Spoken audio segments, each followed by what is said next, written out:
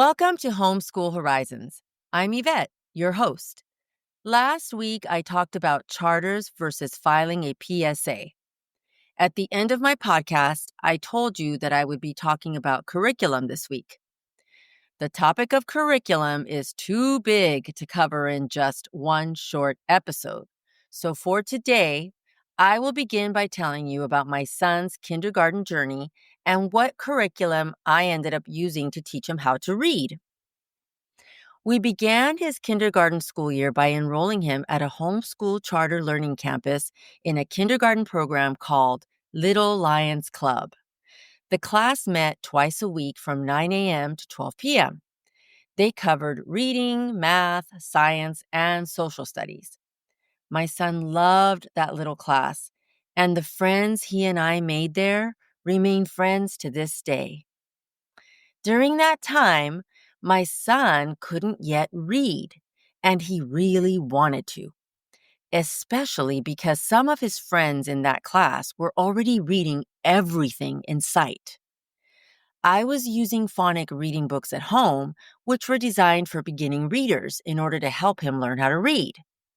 He would be able to read those books, which had simple sentences such as Pat ran or Pat ate food, but he couldn't read unfamiliar words, meaning he could read those books because he saw them over and over again, but he couldn't read a word that he'd never seen before. I was also using an online resource called Reading Eggs, which he liked.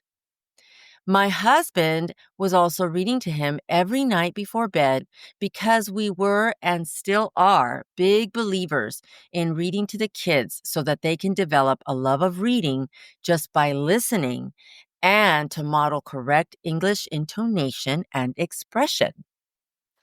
But by the end of the school year, he still couldn't read unfamiliar words. He was feeling down about it, and I hated seeing him have to feel that way. So I began researching intently on what else I could use that would work for him. I discovered the book, Teach Your Child to Read in 100 Easy Lessons on Amazon, where I have actually purchased many of my workbooks. I decided to have my husband use that book to work with my son during the summer. Since my husband is a public school teacher, he was on summer vacation. I could have done it, but to be honest, I myself was feeling like I was failing my son. I felt like all the things I was trying weren't working, and I felt responsible for that. I was losing patience as well out of my own frustration.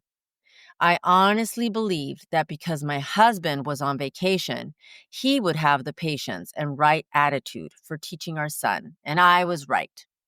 My son was very happy that his dad would be his reading teacher, and they began the book in June. They did a lesson every day. I made sure of it. They didn't skip at all.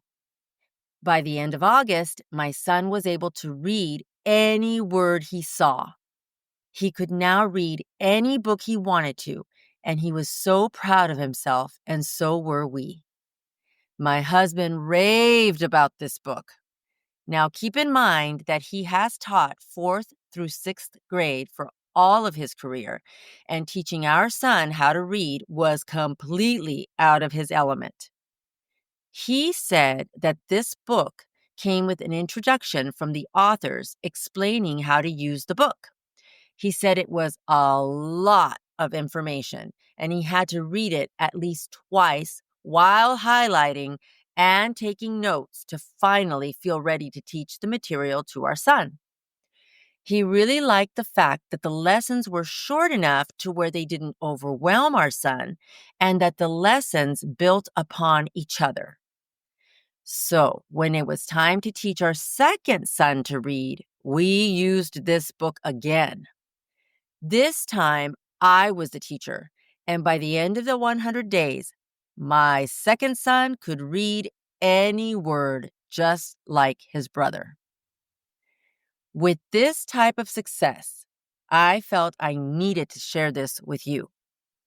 If you decide to purchase the book, remember to read the instructions thoroughly, even twice if you need to. Make sure you highlight and take notes. Once you begin teaching the lessons, don't skip days. In my opinion, I know that if you follow exactly what the book tells you to do and you don't skip days, I believe you will be successful in getting your child to read, just like we were.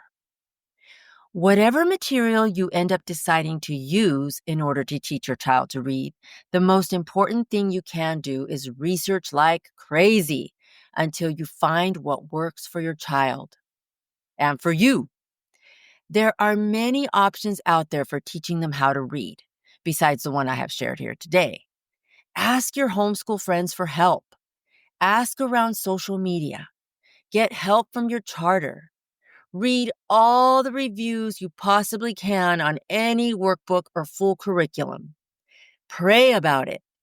Don't stop until you have found what will work for your child. Even when you get discouraged and feel like you're failing, remember you're not alone, even if you feel like you are. I am so happy that you are listening to this podcast because this is definitely one way that you can find encouragement and information to help you on your journey.